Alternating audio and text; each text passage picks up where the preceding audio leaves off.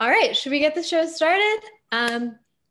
Hello, everyone, and welcome to the Brooklyn Rail's Common Ground. I'm Malvika Jolly, the events assistant here at the Rail, and today I have the pleasure and privilege of being your MC for a conversation I've been hyped about since last week, if not before, featuring curator Jasmine Wahi, artist Jaret Vadera, and poet and haiku guru Desiree Millwood, a conversation which will be celebrating our December-January critics page, but also so many things beyond that. I want to give a special shout out to Desiree, who is performing double duty today, who will speak on the panel and also serve as our poet laureate not once, but twice to open and to close today's program in style. So in advance, thank you for your service.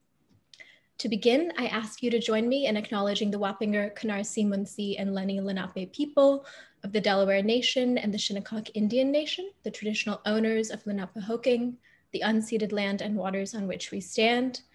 The Brooklyn Rail also stands in solidarity with the uprisings that were ongoing all of last year in response to the murders of George Floyd, Breonna Taylor, Tony McDade, Nina Pop, David McAtee, James Scurlock, Jamel Floyd, Ahmaud Arbery, Rayshard Brooks, Rhea Milton, Dominique Remy Fells, Toyin Salau, Walter Wallace Jr., Casey Goodson, and countless others we have lost to the forces of white supremacy and police violence in this country. We also acknowledge that justice will come from the streets, from the nation demanding accountability and refusing to move on until Black Lives Matter in the eyes of the state.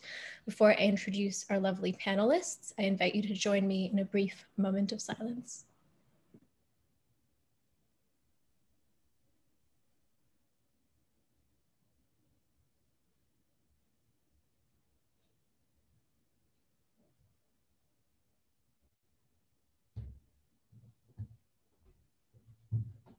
Thank you.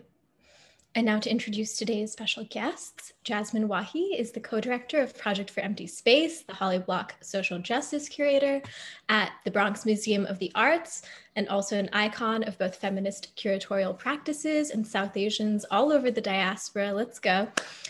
She's also the honored guest curator of our December-January critics page, from which this panel emerges. Definitely worth checking out to gain some context, and I'll drop a link in the chat. She lives in Brooklyn with her dog, Momo. Joining her will be Jaret Padera, a transdisciplinary artist working between the United States, Canada, and India, though he's currently based out of Brooklyn, whose work examines how images colonize the ways in which we see the world around and within us. He hacks different visual systems and rewires them to rupture, self-destruct, and open up parallel ways of seeing. And he works across a number of disciplines and media, all of which have been exhibited and screened internationally at venues such as the Queen's Museum, MoMA, the Smithsonian Asian Pacific American Center, Asia Society, Aga Khan, and then this I really enjoyed, Baudaji Lad Museum, which is this like incredible museum in Bombay, and the Mariah Art Center. In parallel, he's also worked as a curator, programmer, and a writer who focuses on projects that focus on arts as a catalyst for cultural change. He will also be joined by Desiree Millwood, a Brooklyn-based Panamanian American poet and the author of Poems for My Namesake, released in 2016. She's known for her style of witty and thoughtful, provoking haiku. She's also working on a second book set to release later this year, and she, I believe, resides between Newark and Brooklyn. Maybe we'll gain some clarity shortly. And to start us off this lunchtime and welcome us into this dialogue, she'll be reading for us a haiku to introduce this conversation. So handing it off to you. Hello, hello, hello. And hope you're enjoying your lunch breaks with us. So actually, I'm gonna do not a haiku yet, but slightly longer poem, less than a minute. How audacious of us to want to be in the number, to be in the history books, on the front page, to be in the office. We've played the background so well, you'd say. You kept us out of your suffrage, thought of us as 3/5, and cried the country is broken when your math didn't add up. So with that, I am going to introduce Jasmine Wahi, who's going to start our talk.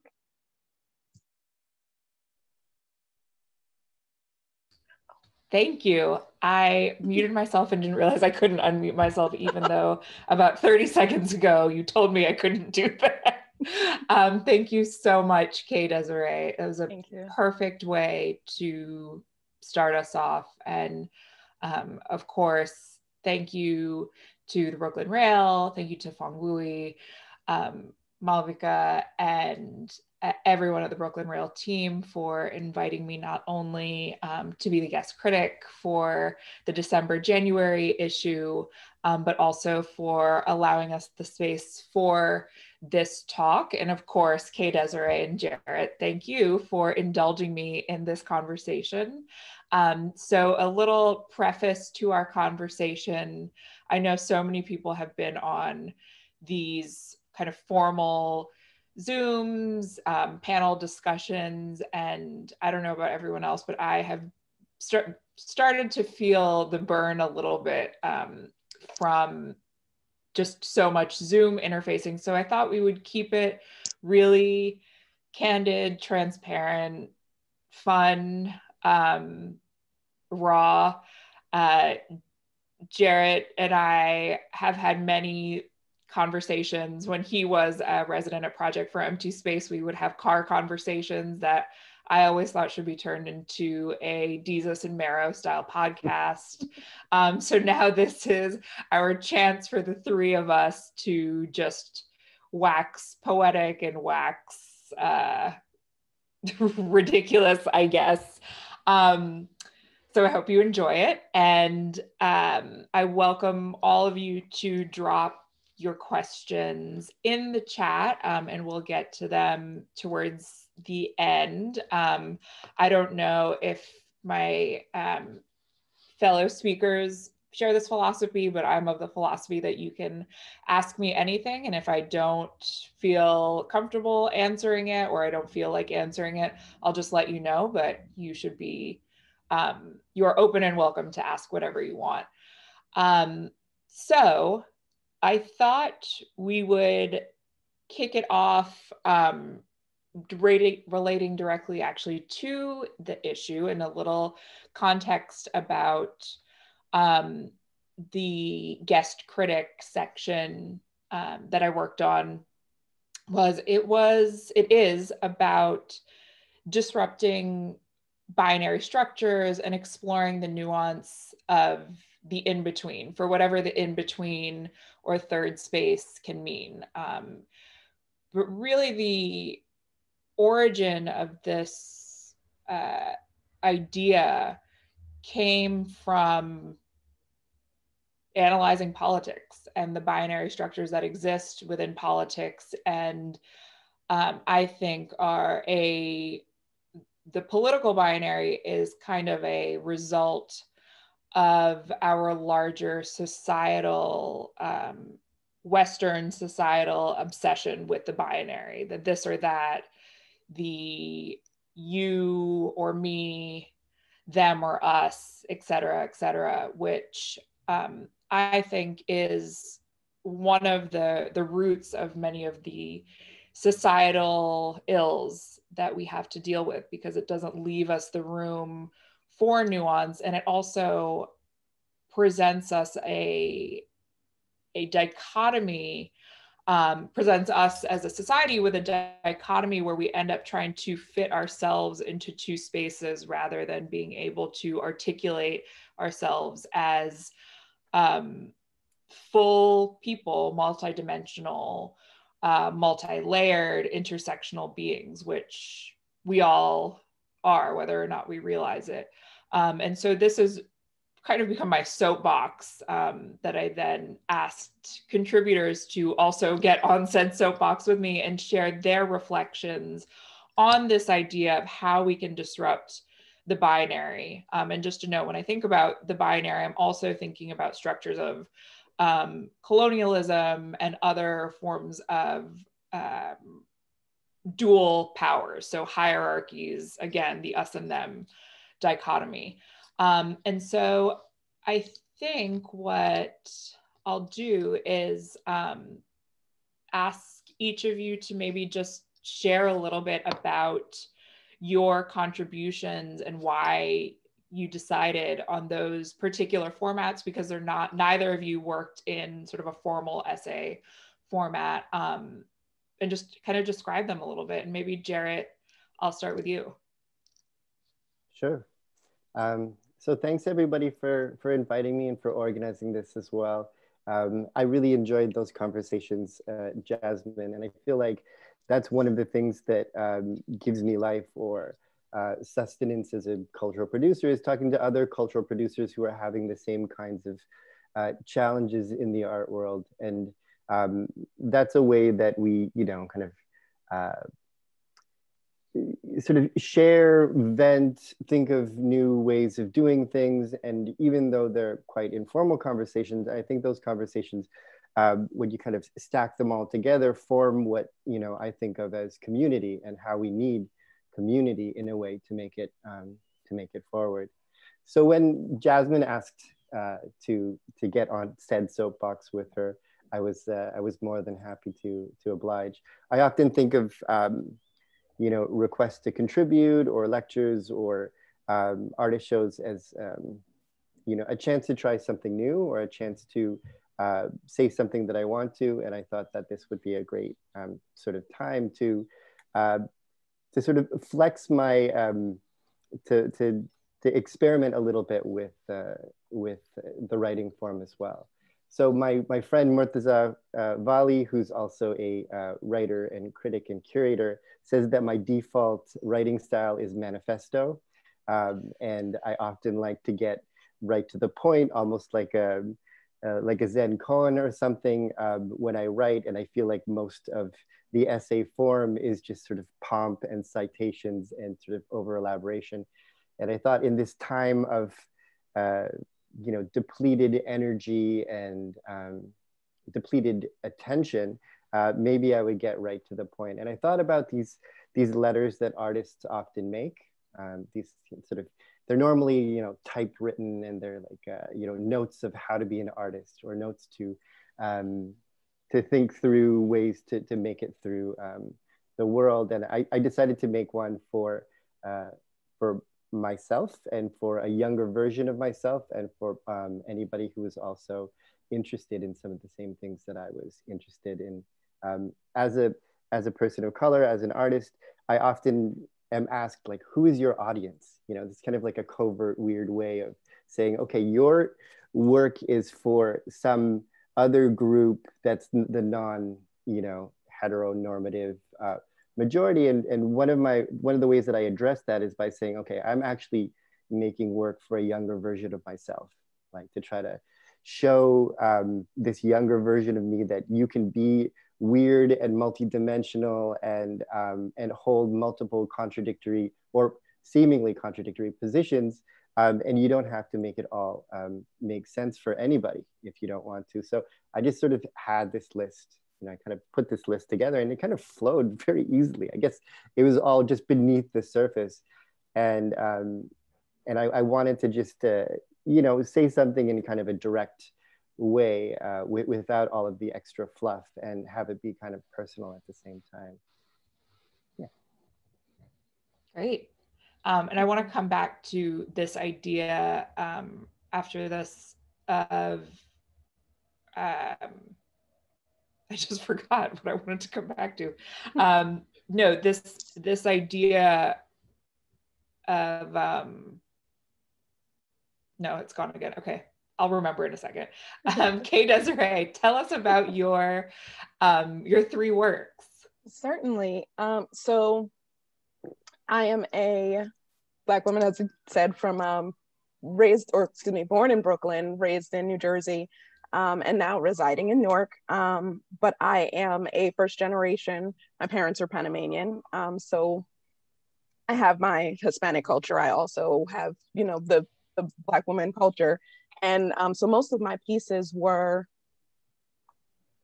dedicated to Black women, which kind of, I want to say carried, and that could be controversial, carried this election and carried this political stance that we're in right now. Our Stacey Abramses and our women that are so controversial in Congress right now, our AOCs and what have you. So it's very woman-centric, but also I touched on cancel culture, which is funny because it started as a slang term. It started as a trend, and then American culture became the thing that got canceled all around the world with coronavirus and Trump and all of those things. That it's really funny. We create these things for pop culture, for slang, or what have you, and then we become the thing that we create. So yeah, that's what my pieces are about. Thank you. And Thank you. Actually, what you brought up, I think, is a perfect segue into where I want to start this conversation, is the space that I think all three of us share, is being of a first or second, depending on how you define it, generation, but being the children of immigrants, which for me, I identify as first generation, as the first generation to be born here. But where I want to start is, I think, actually in politics, and in sort of the socio-political moment. Although before everyone joined, I was like very rudely interrupted our host, who was talking about Claudia. Why am I don't know what's going on with my brain today. What is her last name? Conway. Yes. Conway, for which I'm sorry for biting your head off, but I'm at this point right now in thinking about the immediate, like, post-Trump era, where I'm so exhausted by that fool that I just don't want to keep him or anyone associated with him in my mental space, my visual space, any space at all, so far as I can help it, short of some type of announcement of him going to the stockades in Colonial Williamsburg. But I guess it's unavoidable, especially so soon after, to not acknowledge the things that have really come to a head in the past 4 years, or actually more like 6 years.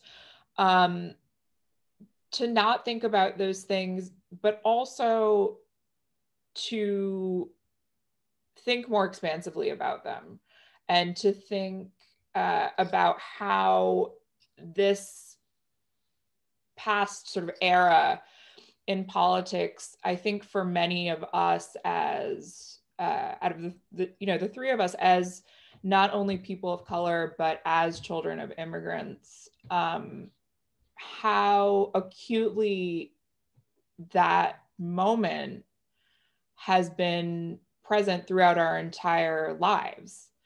And how I think for me personally, what I experienced in the past 4 years was maybe somewhat more extreme in its prominence in the mainstream, but was really kind of par for the course of the type of vitriolic interactions that I've had throughout my whole life, to various extremes, sometimes in the micro, sometimes in the macro. So I guess maybe I want to start there, to think about your thoughts in the immediate aftermath of the past 4 years. Do you share in this sentiment that a lot of people have, that it was a remarkable moment? Not that it has to be either or, obviously, to the point of our talk, but I don't know, just what are your thoughts as we kind of, quote, come out of it? I don't know, either of you can start. We don't have to be so formal. Okay, Desiree, do you want to go first? Actually, I was gonna suggest that you go first. I have a lot of thoughts. I want to gather them first. Okay, Jaret, you go first. That's okay. I'm quite comfortable working them out as I go. Okay. I'm tired. I'm really tired, and I'm tired because this situation has existed for our whole lives, and that's the system of racism, binary culture, different forms of gaslighting on every level of society. But there's a new level of exhaustion that has to do with the administration and their sort of deft use of the attention-grabbing mechanisms of social media. And, you know, we basically live on screen these days, right? And so when you are seeing the whole world through the screen and, you know, administrators, you know, or politicians or news media outlets are fighting for your attention day in and day out, it can be exhausting because, you know, everybody's like fire, fire, you know, like acid, fire, this, that, you know, killing, this, that. And it's really just exhausting trying to keep up and to process everything. But what's also exhausting is over the last 4 years, the amount of people who've kind of come to me or, you know, in various ways and said things like, you know, this is underneath the surface. They're like, oh my God, it's so crazy. The world we're living in is so crazy. Right. You know, people are like storming the Capitol or, oh my God, there's a racist in power. And I'm, you know, I'm trying to be empathetic. Everybody comes from their own positions. But after, you know, the 1,000th time being asked that, you know, I'm just like, yeah, it is sort of racist in the world. I'm glad that you're finally seeing it because people are just like, oh yeah, do you know that America's racist? Like basically that's kind of what they're, do you guys realize, do you realize that it's like racist in this country? Oh my gosh, how can I help you? Oh, you know, we need to do A, B, and C. And in some other way, even with these, you know, sort of allies, they can enact a kind of recentering of themselves in the narrative that's just, you know, completely exhausting. And, you know, at a certain point, you're just like, okay, so, you know, our realities are totally different. What do you think I was talking about all those years? You know, like, right. You know, where were you? And so this sort of awakening also reminds me at another level that they were asleep for so long. Right. You were asleep while I was like the one getting sort of like gaslit over here or like stepped on over here. And that's, you know, something that you talk about in your thing as well about white liberal complacency that I think, you know, we could definitely talk about after. But I also want to hear what Desiree has to say. Yeah. I know, I'm like waiting with bated breath because I feel like these thoughts have been percolating. They have. I'm at it. They have. I've been I was taking notes because I didn't want to forget what points I had. I think what we've all experienced in these past, as you said, 6 years, has been very eye-opening in my everyday life, in people's offices that I work with that have big Trump stickers in their office, and people that are a little more vocal about why they support and what have you. And it's not that we're going to forget, right? So everything's back to normal now, and I'm not going to forget. I'm not going to forget that, you know, the work that you've asked me to do or your political stance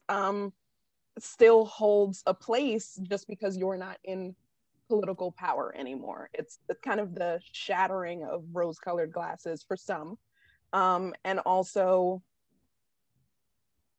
and acknowledgement that it had always been rose-colored glasses. It had always been this racism. It had always been, as you said, the gaslighting that we've all experienced from the browner perspectives that now everyone is getting to see. It's on your mainstream media. It's out there, and now we can't pretend we don't know. We can't pretend it's not in our offices, in our banks, in positions of power that have held the status quo where it is. So as we've acknowledged that Biden and Kamala are awesome, the work isn't done.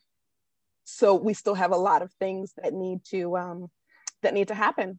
And I'm excited to see the outing and the turnaround, and not just these Instagram black squares and PR scripted things that mean change. I want to see real change, and we're going to hold people's feet to the fire. So yeah. But you bring up something that I'm going to give you a little pushback on from my own personal space, which is Kamala Harris and Biden being great, because we're just really going to get into the weeds today, I guess. Right. No, let's do it. Let's do it. Come on. So full disclosure, I was not super gung-ho about Biden in my mind.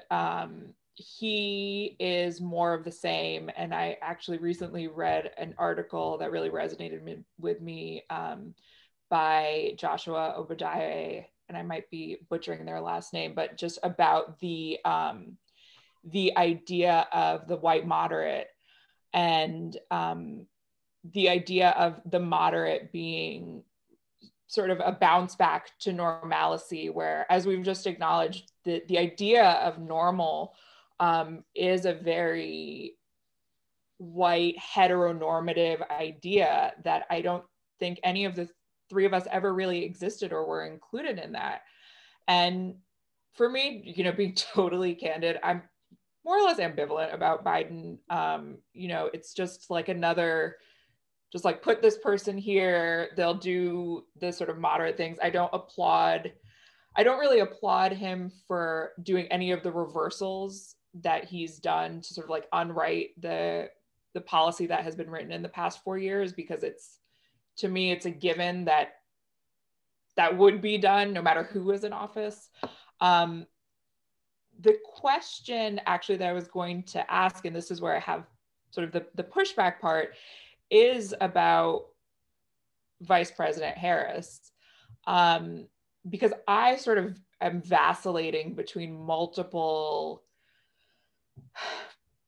emotions and logics on how I feel, which I think is very normal to be, to sort of have complicated feelings.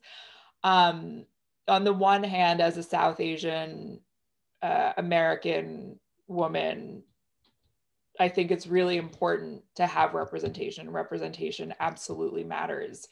But where is the line between the admiration of optics and the other things that we have to square with a politician's past, and even a politician who on many levels is acquiescing to a status quo and trying to, and also adhering to, the sentiment of her boss, for lack of a better word, this idea of unity. And so that's kind of where I'm grappling and kind of wondering, like, is this awesome beyond the optics, beyond the visual that it presents? And of course, we live in a visual culture, but, where can we look past that into the substance of what's to come for us, and not just for the comfortability of the quote mainstream? So that's not really a question, but go ahead. Right.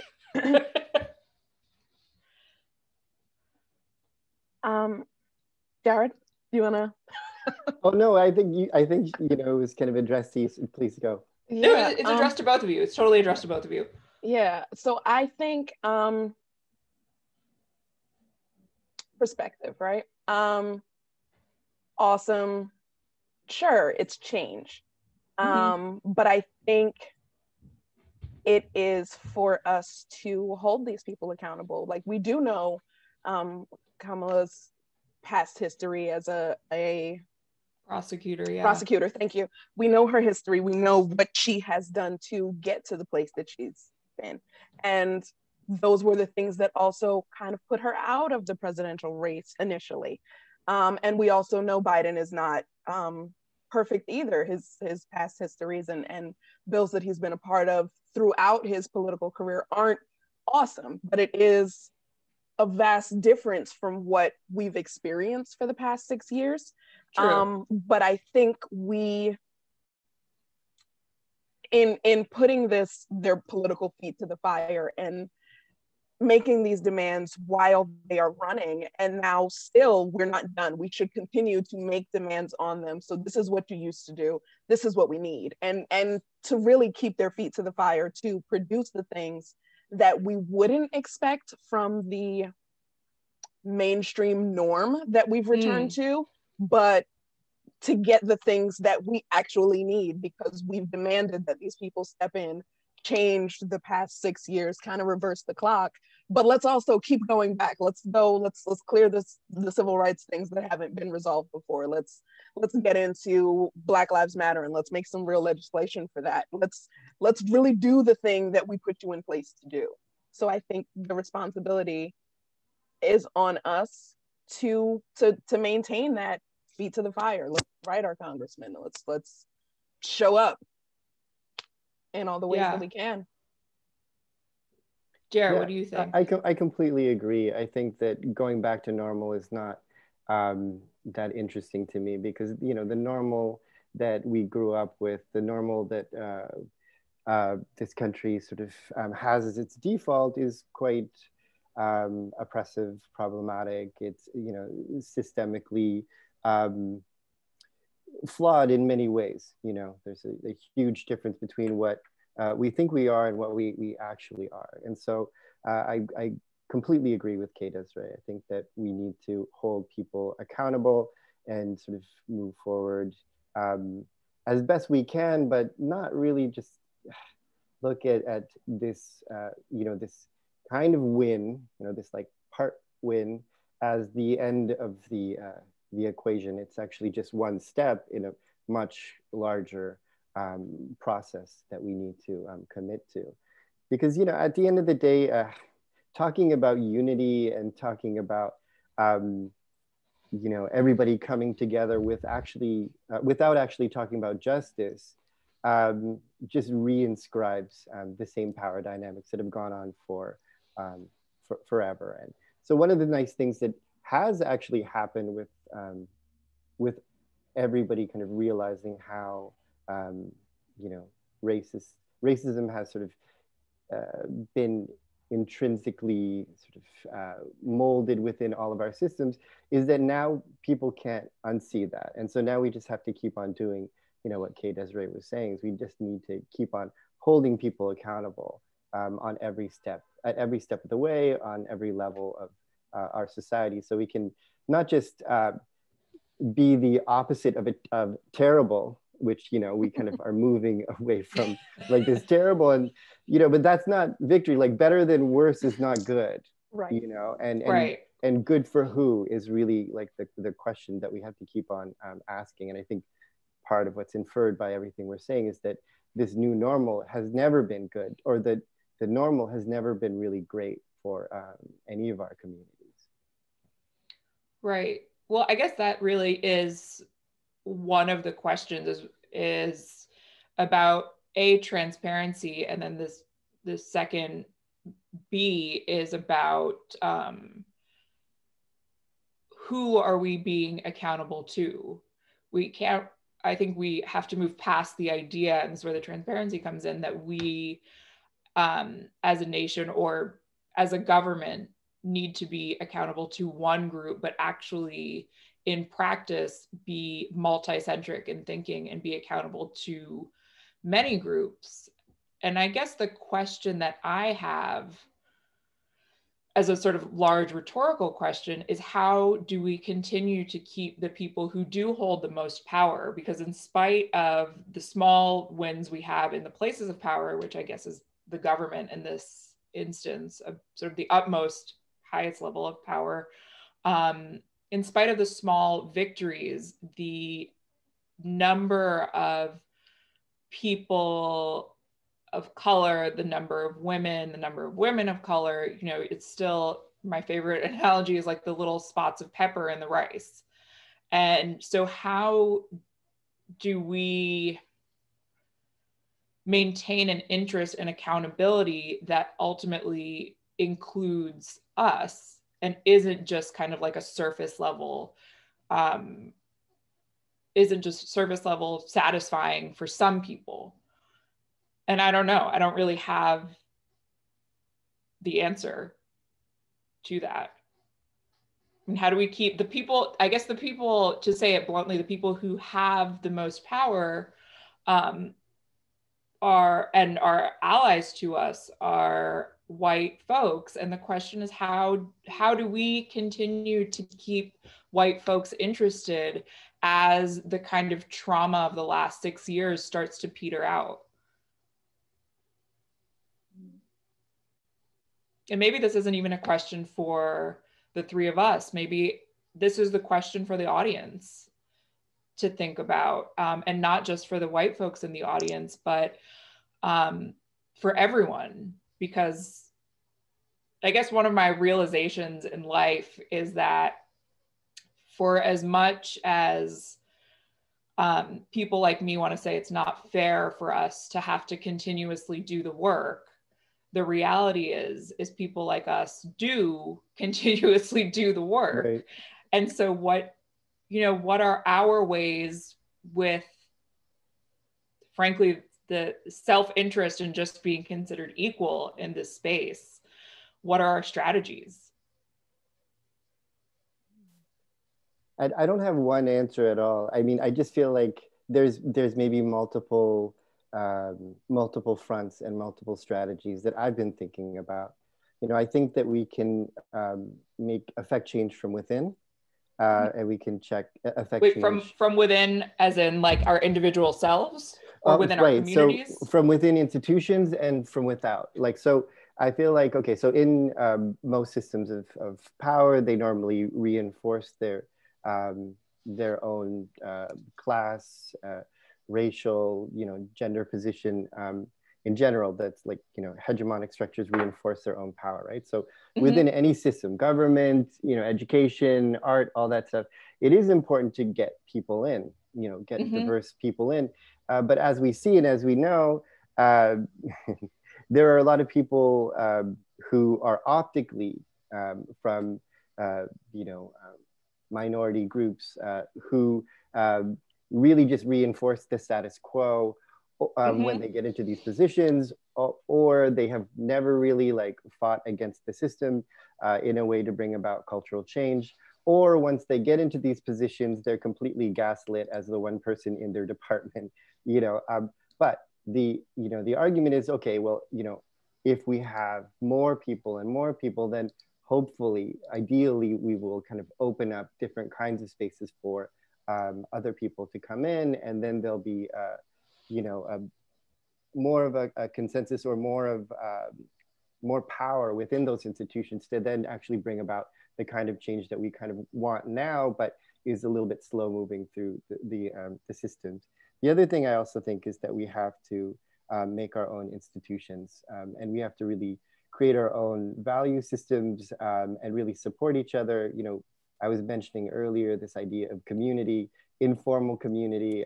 We can actually formalize them through different kinds of spaces, and really take back that ownership of self-value, or valuing the kinds of things that we have priorities for.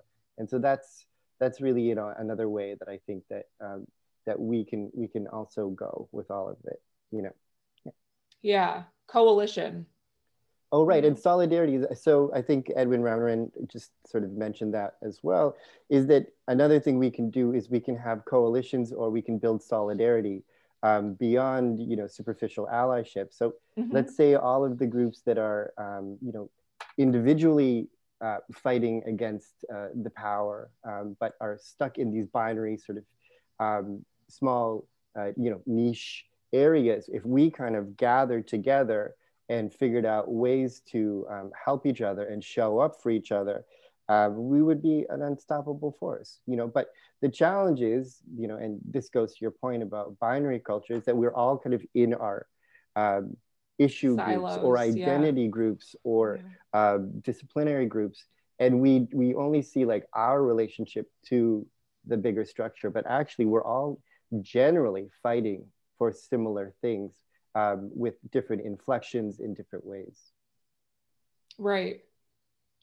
And I suppose that the next hurdle is how to bring people together in ways, I feel like there's a we are lacking, and maybe this is just because of the way historical narratives are, but my impression is now we are lacking some of the closeness that existed in, let's say, the 1960s and those types of coalitions, because our culture, and part of this is the internet's just kind of making everything so diffuse, and our focus has become so diffuse that even coming together seems like a challenge, and not so much, not for any other reason beyond how spread out everything has become and how diluted everything feels.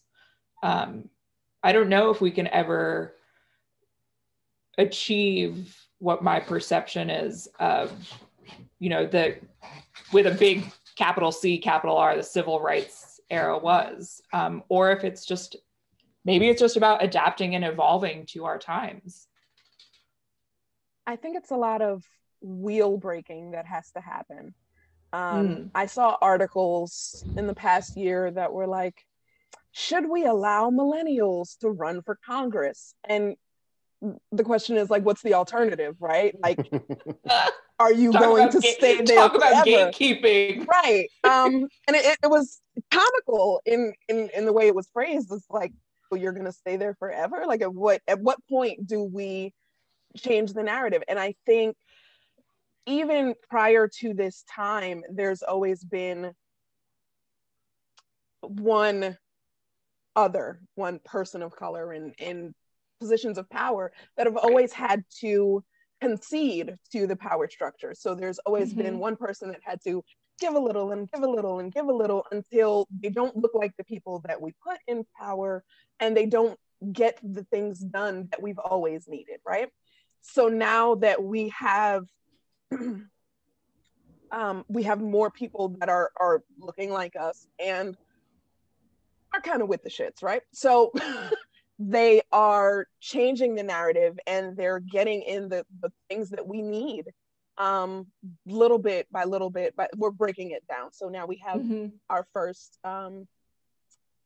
is it first trans person in Congress, and we have Native Americans, and we have I'm gonna ruin her name, in the Supreme Court. So we are the salt in the pepper in the rice. We're getting there, and the rice is getting a little bit more peppery and a little bit more peppery, and to get that vision of what we imagine it to be, it may not happen right now, but we're on our way, I think.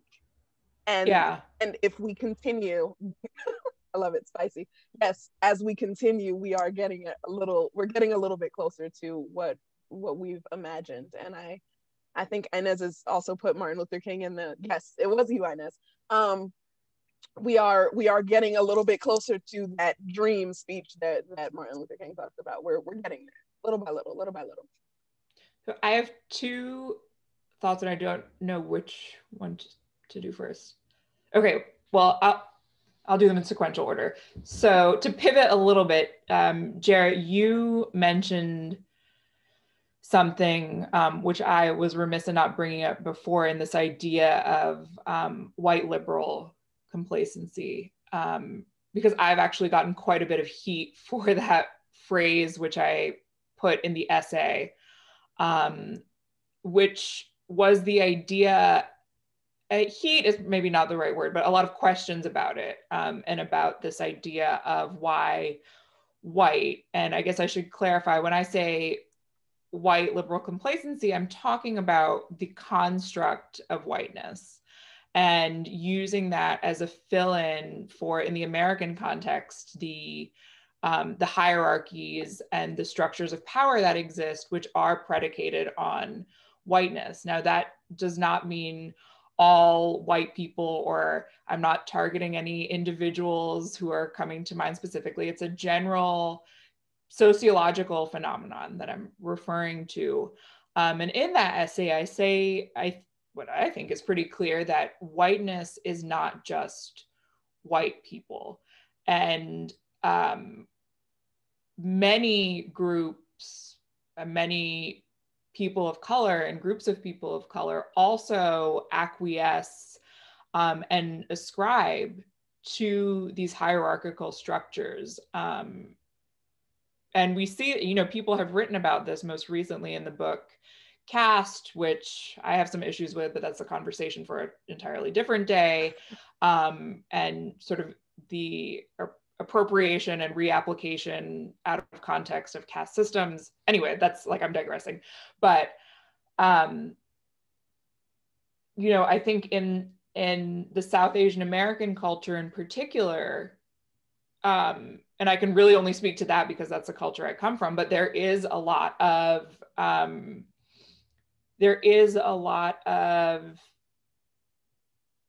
acceptance, tacit acceptance of these power structures that ultimately lead to a fracturing amongst our communities. And for the sake of polite conversation, I won't share all of my thoughts on why this exists, but you know, it does exist. And I think racism in particular is really dominant amongst many communities of culture against other communities of color.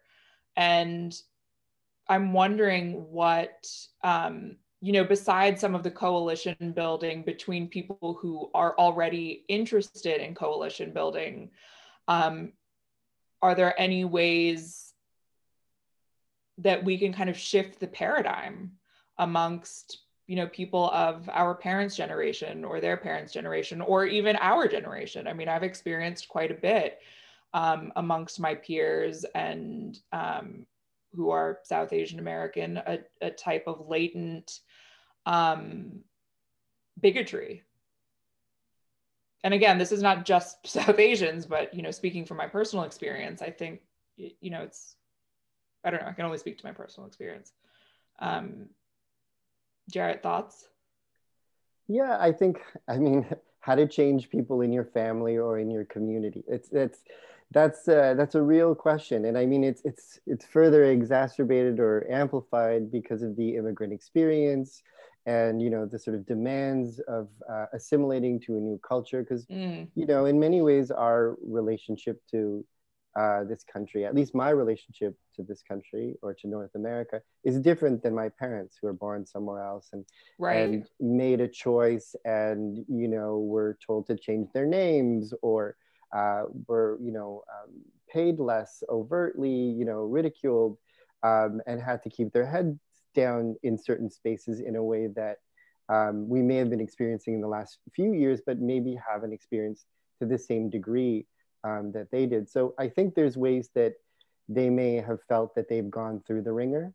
And I think there's different forms of conservatism that function in very culturally specific ways. You know, I think if you come from a communist dictatorship, that you might actually align yourself with a political party that is arguing against, you know, something, because that's your context. You know, and so that's definitely something, you know, to think about. It's not just one solution fits all, but there are very specific ways that I find extremely troubling and frustrating in the ways that different Asian American populations support anti-Blackness, support white supremacy, support, you know, the myth of the model minority, which was actually set up as a colonial sort of scam to say, look at how good these people are. They're not making any trouble. And that's why, you know, these people are doing so much poorer because they're just intrinsically, you know, less hardworking. You know, this is a myth that really covers up the legacy of colonialism and the sort of, you know, the cultural front of racism in order to support the colonial capitalist sort of system. As well.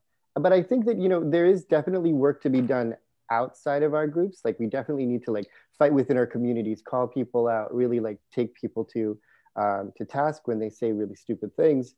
But I think there's also another thing that I want to highlight, which is not reactionary. It's actually kind of positive, which is this coalition building or solidarity idea. Mm-hmm. Because I think that as much as it's important to fight against people that are very far away from us, I think it's also great to link arms or show up for the people that are already kind of saying and fighting for the same things that we're fighting for. I mean, they're tired too, and we need to like start showing up across different cultural groups, different sort of social justice groups, and really kind of build that coalition, because it's through these like islands that we can form, that we can actually grow and heal and celebrate, and then sort of link with these other islands, and then perhaps we can have more of a movement on our hand, because this divide and rule thing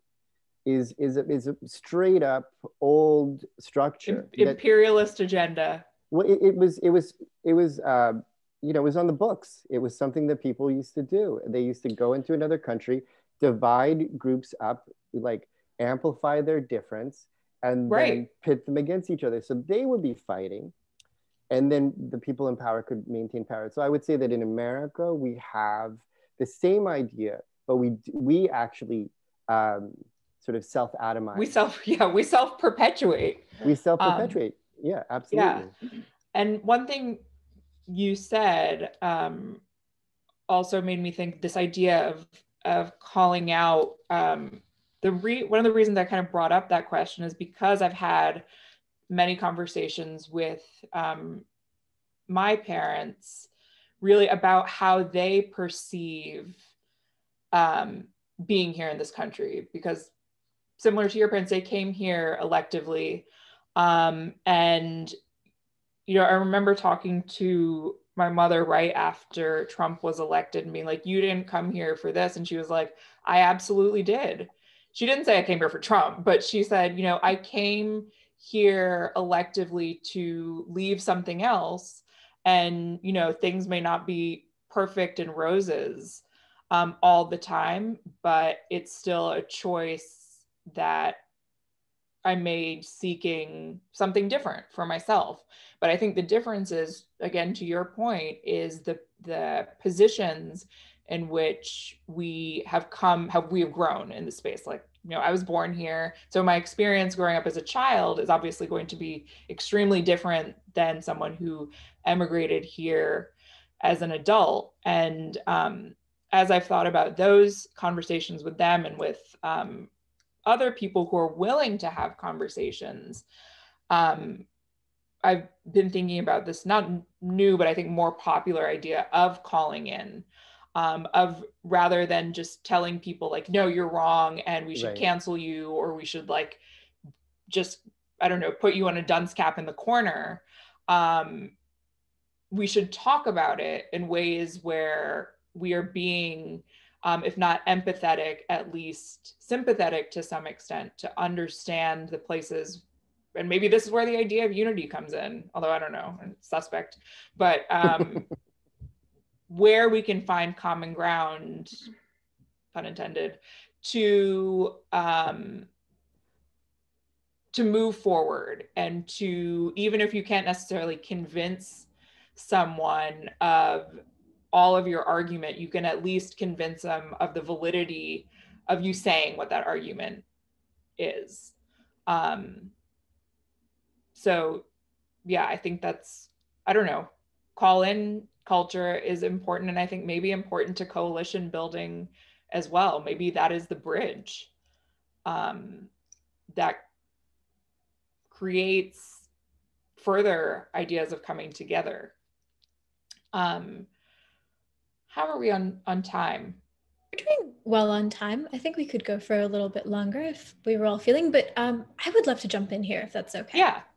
I think, okay, so a couple of things, but I really agree with what's been said so far about sort of calling in, even calling on versus calling out. And I also have been thinking about, like, as I listen, why is it I've been feeling so excited for this conversation, and now that it's going, I feel both this levity and also it's, it's hard, like it is a sunken place. What I've landed on is like, I'm excited because there's And this is just to like air dirty laundry, but I'm excited because I feel like, in my day-to-day life, there are in my day-to-day life on any given day, I engage with a number of situations that might like reawaken a kind of trauma that comes from being an immigrant, child of immigrants, like miscellaneously brown in the world, and like those, insight, discomfort, and so to be in this space and being like, okay, all those people feel that bullshit can be kind of a restorative feeling, or at least, okay, today I won't do that. And then I was thinking that like the reason it feels sunken, pun intended, is also because I feel like recently I've been thinking a lot, actually this whole month, about the critics page and the essay you wrote, and sort of how much of what we're doing has to do with like that space of that trauma and that feeling, right? And then how much of the work that has to be done has to do with going beyond that, right? Thinking expansively. So for instance, like, I think like when I was reading your essay the most recent time, I was like, there is one binary that I do agree with, that I have been seeing as like a very restorative model. There is one moment where binaristic thinking can be expansive to me and has been kind of radical and helpful to me. And that has been at sort of toggling and looking at where we aim our critiques. So in the last couple of weeks, what I've been trying to do is sort of, aim my critique a little more broadly, zoom myself a little more out, because there is, in fact, perhaps a difference between a problematic ally and an opponent, right? And I think the way that we aim our critique, and I think it's very easy, it's been very easy for me to like aim my critique at those who would consider themselves my allies, or at least in my 75%, right? They're 75% of the way there. My parents are 99% of the way there, and yet they receive so much of my like political fire. Yeah, exactly, right? My coworkers, all 90% and above, all kinds of people I engage with, right? So one of the things I've been thinking about is that, like, to second what you're saying about sort of calling in, or even if we can't like manage the emotional heft of calling someone in, which I think is quite different, right? I think it's beyond like deciding not to throw the whole person out, maintain the relationship, and then invest in that person's growth and education. I think we can even decide to like call on someone, to just like point out the thing, point out the place, like, if someone steps on your foot, to call on them might be to say, hey, ouch. And, I call on you to perhaps do better. But something I've been thinking about is like, okay, it's, it's no one's fault, right? Like, it's not, the blame is not on me. The blame is not on any of us, but that like, perhaps I want to have a more expansive and generous idea of like whose responsibility it is to, and that we actually like can be strategic about the ways that we practice the muscle of like entering into like the space of conflict or potential conflict, like with all the people in our lives, and we can be strategic about it, even in like the level of like, leveraging whatever argument will get that person there. But like, that's what I'm looking at. I feel like I've meandered a lot here. But I think what you're saying is really brilliant. I think not only is this idea of calling on brilliant as a strategy to practice care towards others, but also a way, I think, to be generous to yourself, because it is really exhausting and anxiety producing to continuously kind of feel like you are terrible and you did a terrible thing. And then the ultimate byproduct of that is you, the caller outer, it feel bad too. Yeah, it's exhausting for both parties. I'm so sorry to cut you off. No, that's okay. But it's exhausting for both parties. And my feeling about it is it's exactly what you said. It's like I think to be at that place where you can have those conversations and not throw out your entire, social circle, your family, your workplace, your friends, right? Like there are days where I look at my whole world and I'm like, how can I have so many problematic people I love? Which sounds awful, but like, I feel like the only way we can kind of do that is to emerge from the sunken place, right? That you described, where I'm like, so much of that has to do with like having handled your own shit and like having done the heavy lifting of your own healing so that you can go and do that stuff for other people, because I think what I imagine is that it's very uncomfortable. And I feel like there's this way that we conflate that work with a kind of therapy. Like my desire right now in this conversation is to like sit around and like white bash, because that is restorative feeling to me. Like that, you know, that feels great. But I feel like I need to do that before I get on the Zoom call so that I can, you know, not alienate those that would have my full back. Well, it's also, I think that this sort of short-lived satisfaction that one gets from, you know, in a clipped way to say pettiness, right? It's like there's a very short-term, single serving, albeit like very satisfying type of feeling that happens, but then the buck kind of ends there. And it's about thinking about more sustainable ways of creating care. And I think one thing that has been very important to me to realize in sort of this period of isolation is the idea that I am as flawed, albeit maybe in different ways, as everyone else. And there are a few people I do think should be outright canceled forever, like R. Kelly.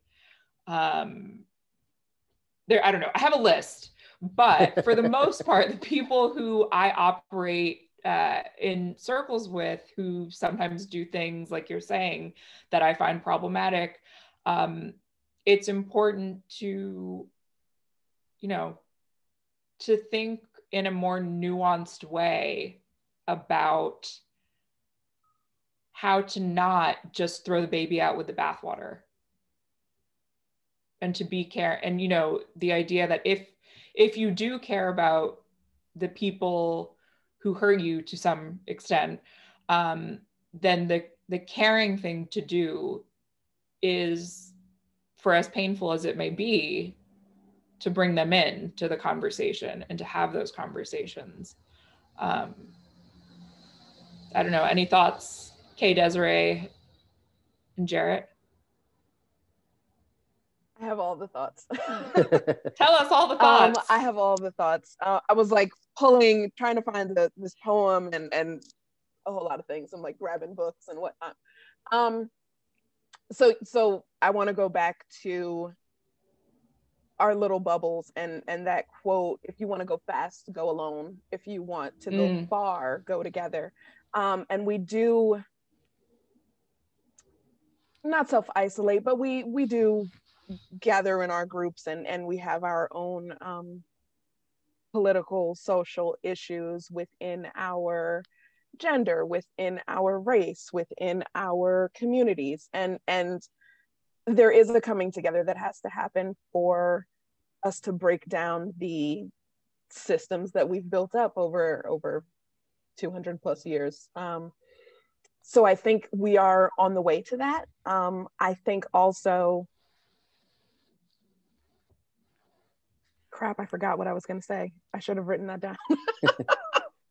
Jared, go ahead. I'm going to gather. I've been absorbing everything you've both been saying, and Malvika and Kay, Desiree and Jasmine, you've been making really great points, and I've just been like, oh, I want to say something about this. I want to say something about that. So forgive me if this comes out as a big, long thing. But, you know, Malvika, one of the things you were saying about calling people in, it makes a lot of sense, you know, and I think this actually goes to what Jasmine's prompt was in many ways, is thinking beyond the binary, right? Like good, evil, me right, you wrong, right? And I think there needs to be both like a humanity seen, you know, in other people, and kind of an ability personally to understand complexity, right? I think we really need to be comfortable with complexity, hold multiple positions in our heads at the same time. And it's not either or, it's both and we're all like that. And we've all been different at different times. There's been times in my progress that I've said some stupid things that, you know, Jaret in 2021 would have like called out and dismissed, like when I was like, you know, younger or something like that. So I think holding complexity is important, thinking about ways to be generous while being accountable. But I also want to say something to add to this idea of like, you know, therapy, healing, and, you know, looking forward.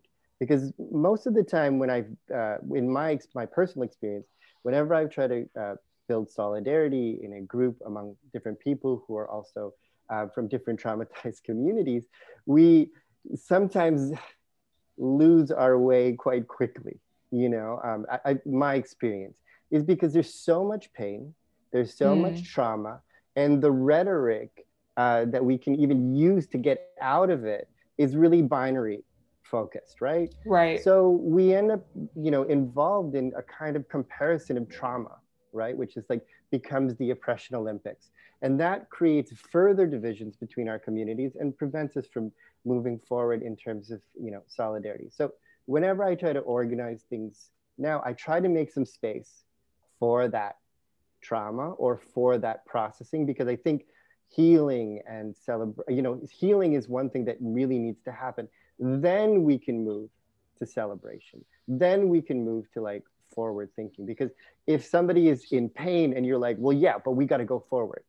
And I'm not saying that's what you're saying at all, but there is this kind of thing that happens when multiple people are coming from different perspectives and in pain and trying to think about the next way forward. And that's why, you know, I think sometimes it is really healthy to think about some spaces as therapy, but not only therapy, you know, and then what do we do after that? So it's not really like I'm you know, disagreeing with you. I'm also saying that even these ideas kind of become conflated.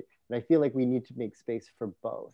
So, you know, there's a lot of, you know, kind of talk right now about care and radical imagining and speculative fiction as a way to both deal with, you know, the very real world that we live in without getting stuck in these atomized kind of, you know, oppression Olympics binaries, and kind of build solidarity through, you know, a future imagination and through a celebration.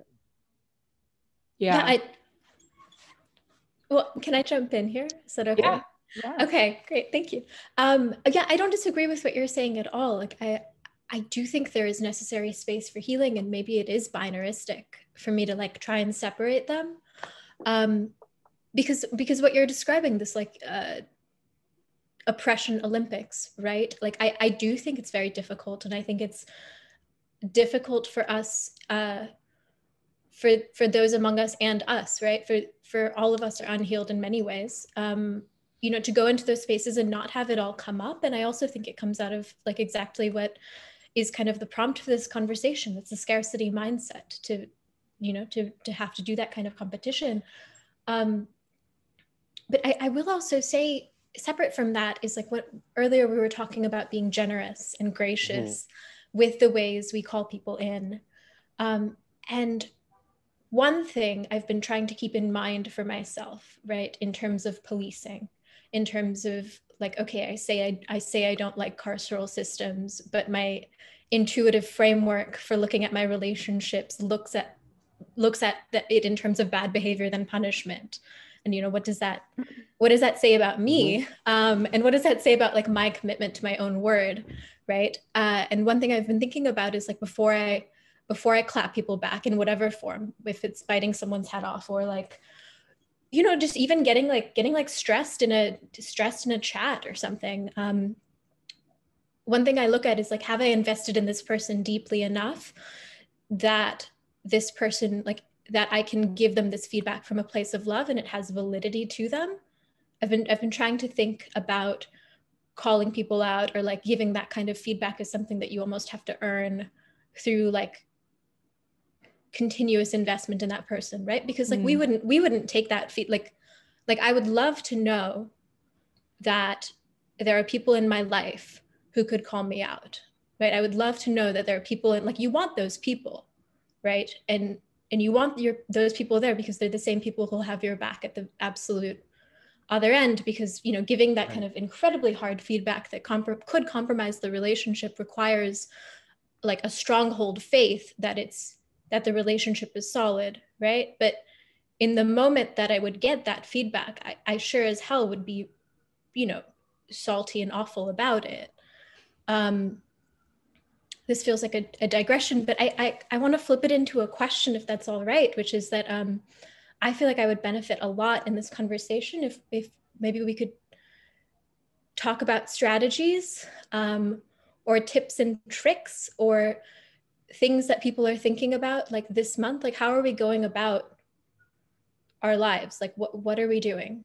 Like one of my strategies now is that when someone says something I would not do well listening to, I like just pause, and sometimes I don't respond at all, or I give it a minute.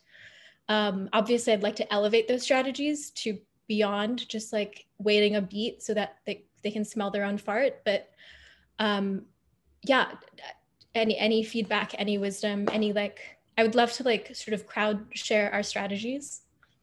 Sure. Well, what I was going to say before was that I think the idea of bitching and moaning and like being salty can also exist at the same time as being in a place of generosity and conscientious caring and thinking about the caring that you will do. You know, I think pettiness and saltiness are forms of catharsis, frankly. And it's good to have, like you said, in your family or your chosen group, to have those people who you can do both with, and who will also just, you know, check you when you're going a little overboard, or bring you back to earth. Like Jaret, I think you're one of those people for me, because I tend to just like spin out sometimes. And so you need grounding forces in your friends groups.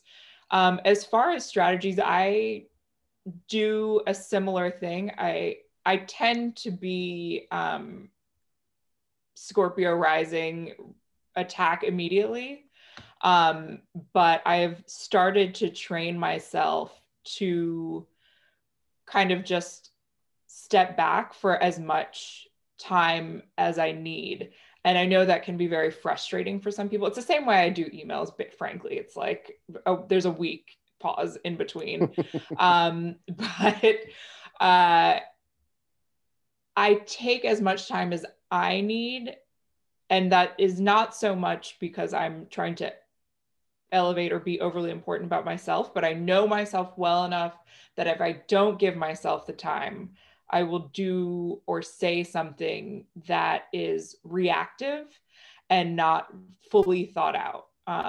And so, you know, for the people who know me well enough and who at the end of the day, I would consider sort of my ride or die, they know that that's what the process is. And for other people, sometimes I just tell them, say, you know, I need a minute to process and respond. And I would say most people worth their salt would understand that, and be open to that. And I will say, I think I kind of came to this space, the strategy space, from social media, actually, because there's so much trolling that happens in the social media space, that I am one to often, or I used to be quick to take the bait. And that in and of itself was exhausting and blood pressure raising. And now I just ignore it. And I've learned that when something does warrant a response, because I care enough about the person who is saying whatever they're saying, it's okay to take the time to think it through. And also, if you are just purely reactive, it's also, depending on what you say, but most times it's okay to also revisit the thing you said and say, I'm sorry, I've just had a knee-jerk reaction. And can we please talk about it? People outside of this sort of clipped and superficial internet space tend to actually just be people, and they have the capacity to recognize complexity and to recognize other people's emotional misgivings or emotional states, because we all go through them. Yeah, I totally agree. That was really well put, Jasmine. I mean, one little thing that I often do, and I'm not saying that I'm the best at this, actually. I can be kind of reactive, and I think sometimes it's okay to bite, you know? I think it's fine, because otherwise you're sort of giving into the power structure and sort of worrying about fragility. Within your family, it's a different story, but within like the larger context, there's normally two things I do. If I'm with a very hostile but sort of allied group, I normally like ask questions. You know, I ask questions, and I try to be as generous as possible. And you can ask questions in a way that's not condescending, but you can ask questions. Okay, yeah, but what about this? And what do you think about this then? Oh, I really like this part of what you're saying, but then it kind of implies this other thing. And when they respond, often what happens is they start going through the process of figuring out what's going on. And then, you know, they kind of, they hit a roadblock, or, you know, they make that sort of leap to come to where you are. But I feel like asking questions is something that I normally do. And another thing I sometimes do is figure out, sort of decenter, like decenter that is a main part of my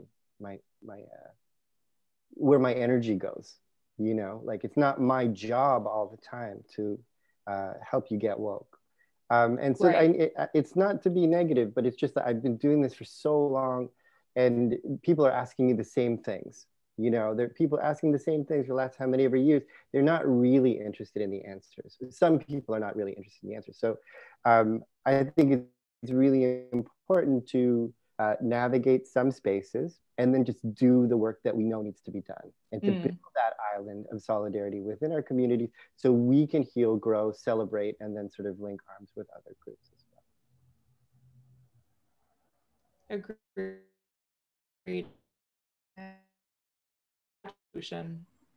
Oh no, I was going to be very brief with it. I think I really like what you said about, have I invested enough in this person to correct? And I think in this time of isolation, as you said, I think the question is not calling out, but calling in, and addressing things with people that are important to you. Right. That say, this is how you feel, this is wrong, this is why I think it's wrong, and allowing them to self-correct, or in some cases in this time I've learned, some people you just have to leave in that incorrectness, and that's cool too, but also being receptive to being corrected as well. There's a lot of things that I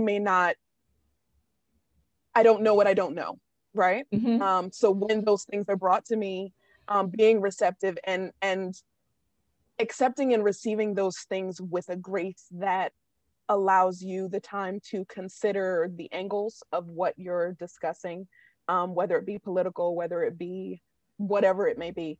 But giving yourself the grace to educate yourself and come back to that conversation, giving them time to educate themselves and come back to that conversation, or, you know, choosing to let that conversation die where it is. I think we all have to take a bit more agency in ourselves and the people that are in our families and our circles. So yeah, that's all I have.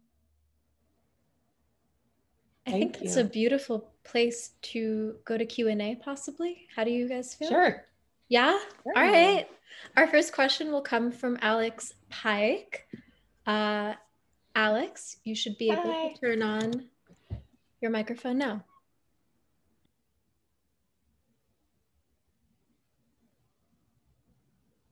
Hi. She might be a little feisty, but I'll try to ask the question. Hello. Oh my God, baby. Hi. So which one of you is the question asker? This is her question. She says, thank you for this wonderful conversation. This question is for all of you. I kind of see the art world at large as the picture perfect personification of the white liberal complacency that you've been talking about, Jasmine. Mm-hmm. And my question is, how do you all navigate through working with and within these white organizations like galleries, museums, et cetera, as artists and arts workers? And like, what are the ways that you, or do you feel like there are ways to engage with the art world and build an art career without being complicit in white supremacist capitalist patriarchy? She reads a lot of bell hooks, so. I don't know what that meant to her. How do you have time for another lecture? Yeah, that's the whole thing. Because I mean, I have many answers to this question. I actually do two consecutive days in one of my courses about this question of kind of surviving and navigating the art world. So I don't know, maybe one day I'll do a public lecture on it, but I guess the short answer for me, and I think my positions are kind of unique, is that I kind of, I just do me and have to deal with the consequences often and the pushback that comes with it. But, you know, I'm stubborn and have a hard time truly bending to certain aspects of the art world. And the way I found to survive is finding people like the people on this panel who are of a like mind, to be kind of a support system for those times when I do have to kind of bend and be more malleable in those spaces, because those spaces are, I think, have been, and maybe hopefully there'll be some kind of change soon, or the change is slowly happening. But, you know, these spaces have historically been places of violence. Institutional spaces were really built, particularly the old ones and the ones that were modeled after them, were built as exclusive places. And so to navigate those, I have found the best thing to do is find other people who are in the same boat, and also to kind of stand one's ground in situations of true adversity. And the reason I say that I'm in a kind of unique position, it's not unique, it's extremely privileged to be able to hold one's ground, knowing that the consequence could be a career fatality, and just knowing that there are other opportunities out there. Not everyone has the type of luxury of being able to be limber or risky in that way. I don't know, Jaret, you have thoughts? Yeah, it's such a complicated and layered question with many different aspects. I do agree with Jasmine in finding your people and sort of supporting each other, and kind of you know, not just thinking about it as a friend group or therapy, but thinking about that as like community. Mm-hmm. You know, that is a structure, that is an organic structure of self-empowerment. And I think we really need to think as well about celebration, not just reaction. You know, we have to think about how in our weirdness and in, you know, sometimes in our invisibility, we can sometimes get really angry or get bound up in the binary, but really we are all crazy, multi-positional, like magnificent, crazy beings on this planet who are all just trying to do our best and sort of wield energy through the things we do. And it's always important to remember there's other people like us, and maybe we should share with them. And I think, you know, the idea of the making it in the art world is, oh my goodness, that's like a whole, like Jasmine said, it's a whole other thing. And I'd like to just add on to what Jasmine was saying about these systems being systems of power. You know, art and culture have been inextricably linked with the colonial project, right? Mm-hmm. Like they are, you know, there's a reason why when we look in our history books, we see a bunch of Western European men, right? Because this is part of the argument that's built in and becomes a tautology of proof that look at the greatness of this golden nugget that's come from like Greece and Rome, and now it's in New York. And, you know, everybody else is like, you guys are weaving or you're doing some stuff that's not really that important. So to understand art history, all the things that we've been learning as part of a larger colonial project is also really important, because it then, you know, you get a sigh of relief and then a kind of sigh of sadness as well. But it's to say that, you know, people from, you know, different places have been making stuff for a long time, and we have to figure out ways to value, to think of value systems where we can, you know, share with each other. I don't know, maybe we make our own awards up, or maybe we have different journals, or maybe we have different like poetry spaces. Maybe we need to like set up those spaces so we're not reliant on validation from a system that kind of doesn't want us sometimes. Wants to validate us, yeah. And like you keep on asking daddy for like attention, and he's like, go away. You mean you're gonna develop a really like deep complex. So I think it's important to like move out of the house, you know, set up your own shop, and like have a community of people around you, and kind of think really deeply about how to build in the most important things about being an artist, which are like, you know, channeling energy, thinking about the world, sharing it with other people. Like that's actually why most of us got into all of this, right? Not to like fight patriarchy, the Guggenheim and all this stuff, you know, that we didn't try it. We didn't start doing that, but it's really great to reconnect with that energy and find other people and support that in other people as well. That's my short answer. Yeah.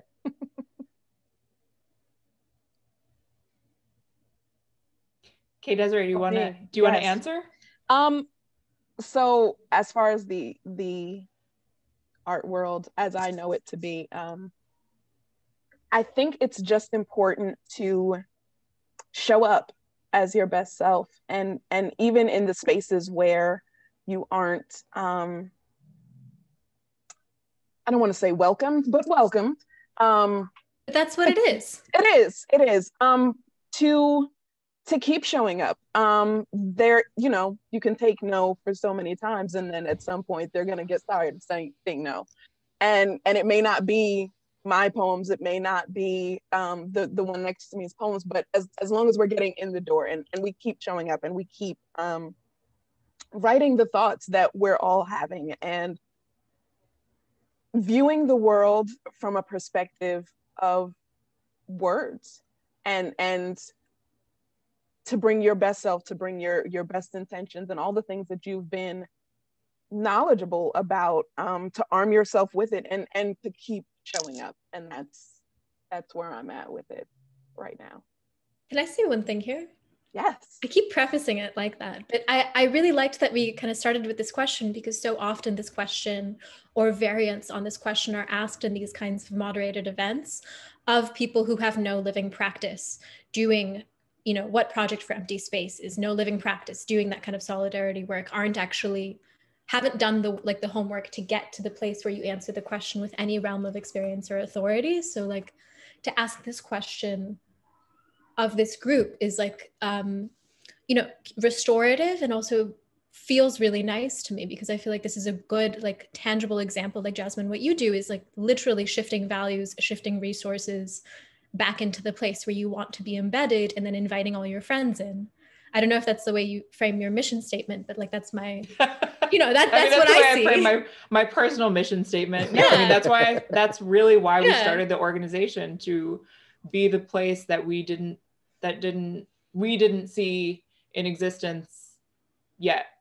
So, and I mean that is the plight often of people who have historically been on the margins, or however you want to refer to us, is when there isn't, when the space doesn't exist and the place doesn't want to let you in, then you're left with no other choice but to make your own.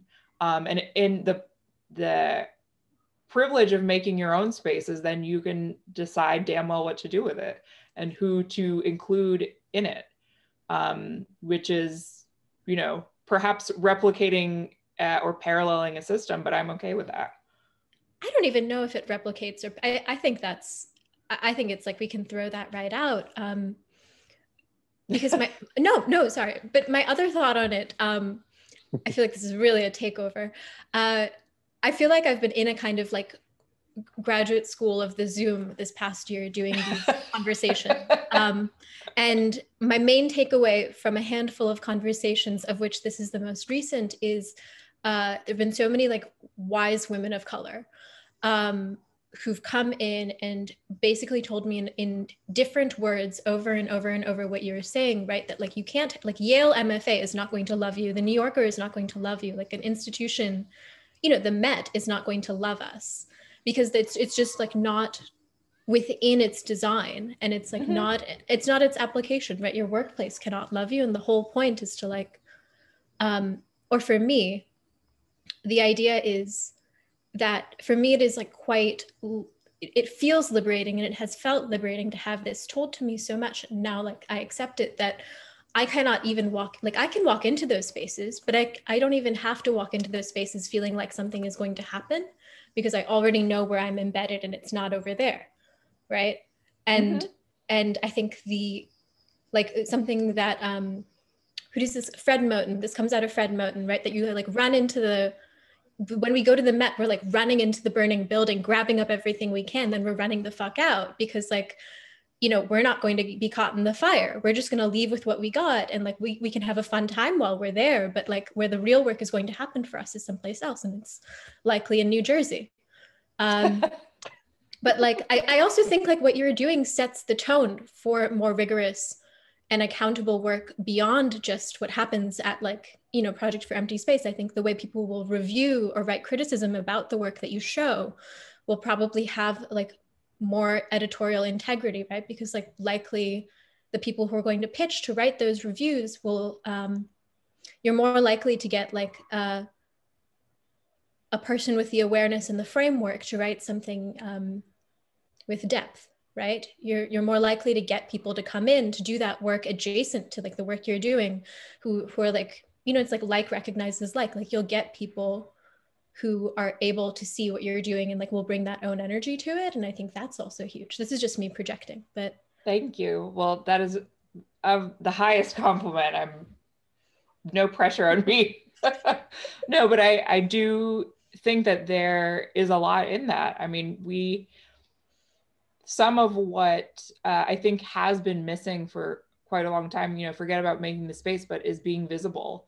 And, you know, as we become more visible as individuals, as even as collectives, you know,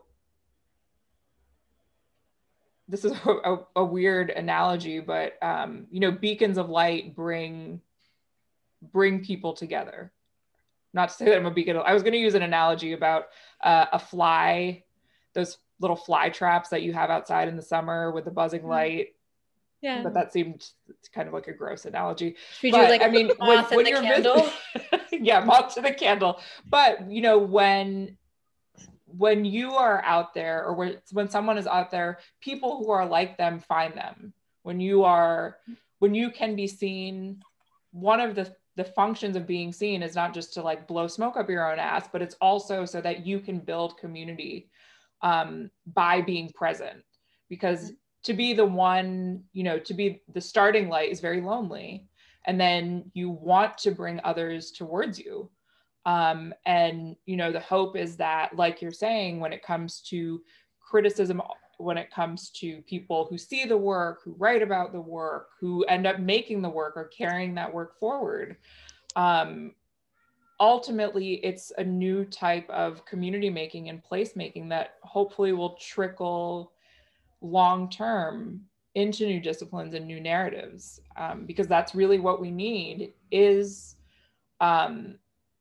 not narratives that are contingent or responsive to the one, speaking specifically in our historical context, responsive to the Western traditional canon, but we need these narratives and histories in our own right. And, that is what the hope is that legacy will carry on by the first people who are doing it being seen and bringing others into that light too. I really like that. Would it be okay? How's everyone on time? Because we do have a couple questions, but I want to be respectful of exit times. Oh, I'm fine. I'm good. We can wrap it up and all right, let's go. Our next question will come. These are explicitly in order of my preference. Okay. So the second best question comes from Nick Bennett. Let's go. Nick Bennett, you can turn on your microphone. Thank you, Malvika. I want to thank all of you so much for being so generous and candid today. Thank you, Jasmine, for your critics page. Admittedly, my question might be relevant. It might be out in left field, but the title of your critics page, Notes from a Sunken Third Place, I couldn't help myself but think of The Third Mind and the association with William Burroughs and Brian Gysin. And I'm aware that it's also interesting in, us talking about strategies or radical imagining or other kind of things, but I'm interested in connecting that sort of queer, albeit white approach, because I'm thinking Burroughs, Gysin, and even knowing that Genesis Peorage was really influenced by that, but the specifically queer context of the cut up, of taking one and two things, bringing them together, cutting them up, mixing them around, and this third mentality comes out. I'm curious if that was in your mind, Jasmine, when you were kind of approaching this, and if any of you have any kind of deeper thoughts on how that could potentially be a strategy to queerly approach, resolutions to some of these problems. It's really interesting. I had not actually thought about that until you just brought it up, and I think it's a really fascinating new integration into that thought process, especially the idea of kind of the remix of almost like a cannibalistic remix. So, taking parts that exist and then kind of making them into a stew. This is also a very gross analogy, but for the purpose of creating something totally new that exists in the in-between. My real impetus for that title and for the theme was from a more general idea of this idea of things that fall through the cracks, and in falling into the cracks, as far as from a visibility standpoint, the things, I think this is in the essay, or maybe it's just in my own notes somewhere, but the things that we ignore that exist in the interstitial spaces are ultimately the things that rupture the ground. When you think about a cracking of a flat plane, that cracking doesn't happen from above, it happens from whatever exists that's fallen in between. And so I think in some ways that's kind of how I think of myself, as sort of a radical, but in the context of queerness or the idea of queering something, I think the same concept is applicable in this idea, particularly now, of disrupting the binary when it comes to socio-gender politics, and how we must recognize and divest of this idea of two genders, and not even think of three genders, but thinking about three as just the thing that ruptures that idea, and opens us to the possibility of multiples, and expansive almost like expansive gradients where people can fall within any line on a lateral scale that they want to. So being unlimited in that way. J or K? Yeah, I took the relationship to the third space to be more aligned with Homi Bhabha and that sort of movement that's a generation before me, which was also looking at owning the idea of being like a third world feminist, or like, taking back that power, like Trinti Minha does. Is like, okay, you're gonna name me this thing, well, and what? And here I am, and I'm actually in your spaces answering the questions I wish you had asked. So I think that's partly like one of the things that that I thought about this idea of third space. But I also want to say that, although incredibly indebted to the idea of the third, it still in some ways relies on a binary system to then sort of, beget a third space. And so I've, in moments where I'm getting more animated, I'm like, I'm talking about the fifth space. I'm talking about, the sixth space.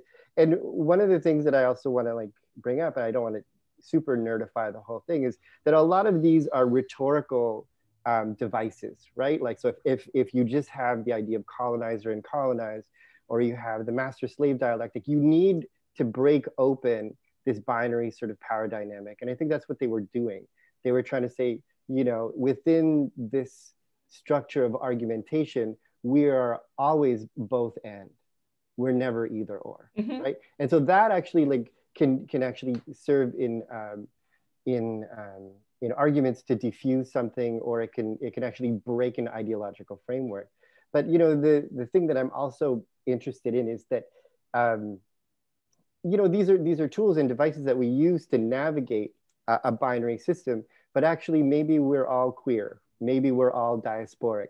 Maybe we all just exist in this spectrum of being, and thinking about retrofitting oneself into this narrative to then break out of the narrative is potentially it can be potentially colonizing another way, right? And so this idea of the third space is like or queer as a frame, as a frame for which to see everything, is kind of like a frame that breaks violent frames as well. And I'm talking about heteropatriarchy as a colonial construct as well. Well, just really quickly to respond to that, I think the unfortunate reality is that it is basically impossible to break out of the space of responsiveness, because that's what we know. And it's almost, it's almost our plight to have to retrofit ourselves in order to be legible, or in order to have conversations that are legible to people who aren't total like nerd dweebs like us. Even for each other, like the only way that we can have a conversation in a sort of common ground space is by talking in the language that we know, which is the colonialist language. We're not advanced enough quite yet to be able to think in projections other than the language that we have. Yeah, no, I completely agree. And that's why I feel like it's useful, at least in my own life, to hold different positions. Like, this is a space that I'm owning, I'm keeping, it's mine. This is where I believe I was born into. I believe the world is full of magic, and like all of these different structures are actually like, structures of power. But then of course I live in this world. You've got to, I mean, you live in this world, so you have to argue against the discourses of the day. You have to like fight back against the the state that is seeking to put you in jail. And I totally feel that you're correct. You have to have you have to live in the moment. You can't just be like, oh yeah, we're post-race, whatever. It's really about, for me, understanding that these are specific fights in specific forums that I need specific tools for. But I want to always hold my space the space that I feel like I was born into. And this is where art kind of comes in. I feel like we really have a kind of freedom in this sort of undisciplined discipline to be our most radiant selves. In all of our non-binary, non-discursive, non-like heteropatriarchal language, but just like express ourselves. Does that make sense? Yeah. I mean, I also think, can I jump in here? Please. Yeah. I feel like so much of today is like Jasmine, what you're saying about master's tools, master's language, that kind of thing. Like, okay, we inherit these frameworks, we inherit this language, and that's the way we can like read and we can discuss these things. But I almost like there's this quote by like R.K. Narayan that I really like, who's a kind of pithy Indian, like very famous Indian novelist and humor writer, but writes in English, right? And this isn't a quote from the book. This is just something that like I find quite funny, but he has a very famous quote where he's like, the English can't speak English at all. Like my whole life have spoken English with like far more grace and regard and like cleverness than like any Englishman I've chanced to encounter. And I feel like, it kind of, this is not to say that I disagree, right? Totally agree. But I feel like I'm like much more ready to go in that direction, right? Where like the whole thing about like the Homi Baba, the third space, to me is almost that like, okay, this is our language. Like this is like, this is not your language. Like this is supposed to be the language of like a tiny island somewhere once. No, this is the language that like this is the language of like, Kwame Nkrumah wrote in English, right? Like the third world, like non-alignment leaders wrote in English. Gandhi wrote a number of like questionable but beautiful texts in English, right? Like these are highly questionable. Yeah, right. Like, but like this is our language. And even when you think about like, when I think about the novels that Homi Bhabha uses, which is, this is why I liked Nick's question, because I saw an intertext in it that would have never occurred to me in your title. When I saw your title, I was like, okay, sunken place, like Get Out, and third space, third place, like my Homi Bhabha and like all our homies Bhabha, right? Like the whole thing with the interstitial places and the hybridity. And what I love about the way he writes is that all of the novels he uses to pull his theory from are like these weird British novels that are full of Indian touches. And that's in fact true of like every British novel, right? All the richness of like a British novelistic life is like the life of the continent, the life of the colony, right? So like that shit's ours too. Like that's our literature. This was a long-winded thing. What was I? Okay, can I say one more thing? One thing that I've been thinking about,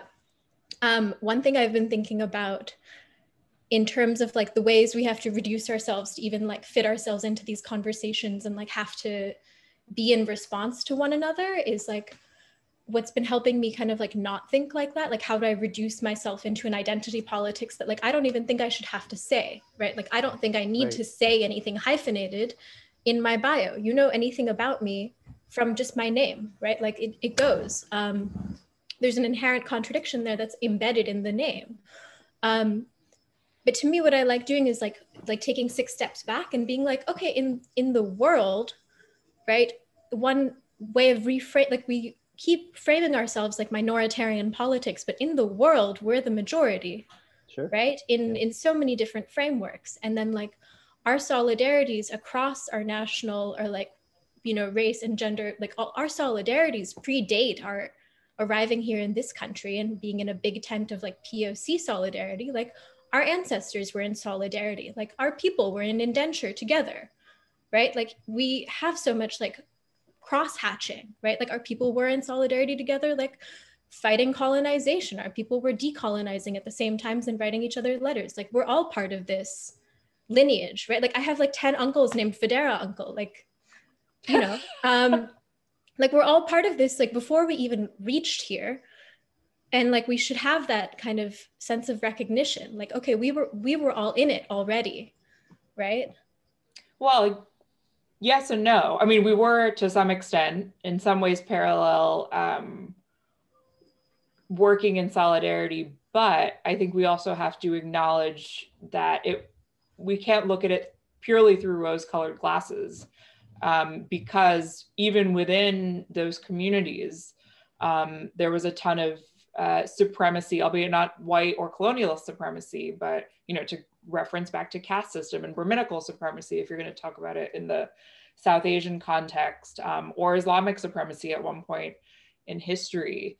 But yeah, I mean, you're right. There are so many parallels to look at the ways in which we were together, or working in sort of parallel paths or even intersecting paths, but not to forget the messiness and conflict and complexity that also simultaneously existed. And for me, because I like to parse out different sort of levels of how I think expansively, I often only have the capacity to think of my framework in, at least right now, maybe not my whole life, but where I am right now, is to think about it within the context of this person living in this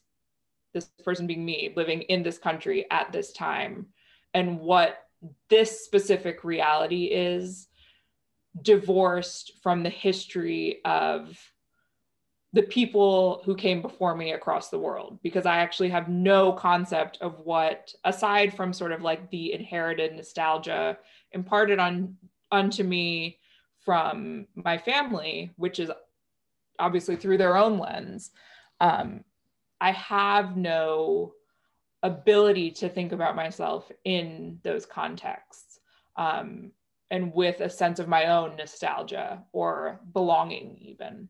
And that's where my sense of hyphenation comes from, which is also problematic because we default here to as you're saying, we kind of default in how we define ourselves as white and heteronormative being the normative, and everything else must be explained somehow, even though, like you say, like if you look at me, you know, there are certain things you can infer and assume about me without me having to tell you.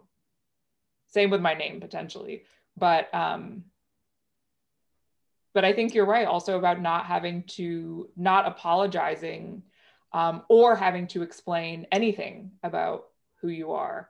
I think there's a lot of for me, there was a lot of unlearning that had to happen. And I don't think I have quite achieved that level of transparency and acceptance, even with myself. I think it's a continuous work in process, both. Anyway, now I'm digressing. Sorry. Do we have time for one more? Sorry, I just want to say thank you. And this conversation has a lot of full moon energy, and today is a full moon. So happy full moon, Jasmine Wahi. Did you know my middle name means full moon? What's your middle name? Poonam. Oh. Purnima. Yeah. My best aunt is named Poonam, and I like use her as my textbook example in my family of like what not living in a scarcity mindset looks like. Like, it's a good name. Yeah. Can I throw in one last question, possibly? Yeah. I'll just squeeze it in really quickly. Okay. Jaret, this is a question from me. Mm-hmm. Jaret, in your piece, it was, let me see how I drafted this. Actually, in both of your pieces, I was seeing something kind of that I read as pedagogical, but also therapeutic. Jasmine, in yours, it was like kind of, it was autobiographical, but like taking you through ways of like ways you used to think, ways of unthinking, the way your mother sounds on the phone, that kind of double consciousness of like that code switching, and then like how to release it. And to me, that seemed like very like you taking us with you through how you like went through learning something through possibly decades, right? It seemed pedagogical in that way and incremental. And then Jaret, yours to something that I feel like I recognized just as a description. So yours is like 10 statements of truth to remind a person, and to me feel like the affirmations I like literally post up in front of my desk or on my bathroom or something also reminded me of like Banu like Kapil's vertical interrogation, all of these questions, right? But there's something very soulful about it. And I was like, to me, it felt like both of these were like documents of a lot of internal work and documents of like a lot of how do you remind yourself to be, like, how do you remind yourself to be so you can continue to move through the world? And my kind of question is like, what to all three of you really, but like, what do you imagine that pedagogy would look like for, you know, like if you were raising yourself or if you were raising a child, right? For the, like, what does that look like in school? Like, what does it look like for a person to not have to unlearn those things? Like, what are those lessons? How do they look? What is that education or parenting? You don't have to answer super philosophically, but yeah, no. Oh my like, gosh. how do we do that? Is it like unschooling? No, I think, I mean, I can try to answer some of it, because I think that's something that that I think about a lot. I'm also a teacher. And I mean, your question brings up so many different things. I feel like I'm always learning and always trying to teach myself. And sometimes I learn something and then forget it the next day. Sometimes I learn from experience and I'm like, don't do that thing, you know, blah, blah, blah. And then the next week I'll do it. So this is also, you know, they are kind of like Post-it notes around my, you know, around my room to remind myself, okay, don't get upset about this thing. This is systemic. This is not actually about you. You know, remember to not get caught up. Don't believe the hype. Don't believe the default. Don't do this, you know. And so through life, we learn a lot of things, but we also forget, especially in this moment where we're, you know, fighting for our sanity, for our lives, for our, you know, brothers and sisters and other humans who are just getting like, it's a really charged time. So I think this was also about reminders to myself as much as is to anything else. And I've been thinking a lot about this in terms of art and about, you know, education and, you know, colonization and all that. So one of the things I try to practice more and more is to think about like radical vulnerability, right? To talk about like Kay Desiree's thing about showing up and being the best possible self you can be and being honest about it. And other people will see, and other people will then potentially like think about how they are and all that. And so now as a teacher, I teach undergrads and grad students. I was given this one class, and the class is, you know, like introduction to art. And I was like, oh, fuck, how do I do this? You know, what do I do? Because all of the texts are colonial, right? And so I recentered the whole class around artists, ideas, practice. And I really like talk up front about how art is a function of culture and how there have been like power dynamics between cultures, which then influence the language that we use to even see art. And I talk about economies and different ways and different frames of seeing. And I really try to present art as something that people have done for the whole of history in different ways across the world, and have done in ways that we may not define as art, but there is cultural production. So I kind of start out in the first year with, and I'm not trying to like self-congratulate, but this is something that I've decided to do, is not start in a defensive position, not start in a reactive position, not start in like a, oh yeah, and there's us artists, like POC artists. No, I'm saying we're all like people have been making stuff in different places, in different ways, everywhere, always. And starting that with that as the foundation. So for me, what that ends up doing is for students is they see themselves.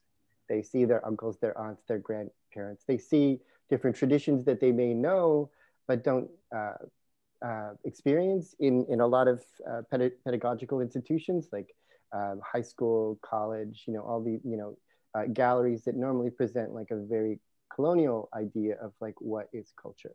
So that's one of the things that I do. Instead of making an argument for it, I'm just like, this is it. This is like history. This actually happened in the way that you're talking about, Malvika, about saying like, we didn't just start now. You know, we are not, although we, in this context, it's useful to think about minority as a strategy, we are part of a long history of rich interweaving cultures. And it's really been a disservice. You know, it's really been a form of violence to take the whole swath of human history and human cultural production and show a narrow sliver, right? And so you kind of show that as a colonial device, but actually the real inheritance is the magic and beauty of expression from different places all over the world. That's something I think through as a teacher. Mm. All right. Same. So Same as a teacher. I start from that foundation. So me, it's not being a teacher, but absolutely a student of this life. I've been writing points. I think what that looks like, what that curriculum looks like, it starts with a lot of therapy. It starts with a lot of unlearning and a lot of honesty that I feel like we weren't allowed to have coming up. So as I said, my parents are Hispanic and Black, and my childhood was very much, they didn't teach the children how to speak Spanish. They kind of just wanted us to be Black kids and to be Americans and to be one way. And my parents, we discussed why they didn't participate in the civil rights movement and why they didn't participate in these things. And it was very much a immigrant mindset of keep your head down and do these things and nobody will notice you and you won't be setting waves and you won't be you won't be starting a trend and you won't be noticed or singled out and what have you. So it's a lot of unlearning how to be silent in the ways that we are now being so vocal in. It's in the Hispanic cultures, it's that machismo, that no room for otherness, for queerness, for all the other dashes that happen and all our otherness in being Black, Hispanic, being woman, being other, being trans, being all the things that make us up. It's that melting pot that we have seen in only allowing cultures, but we need to now consider all the other others that right. Can be considered in that melting pot. And I think that curriculum starts with allowing people to be honest and themselves and what that means and owning that agency.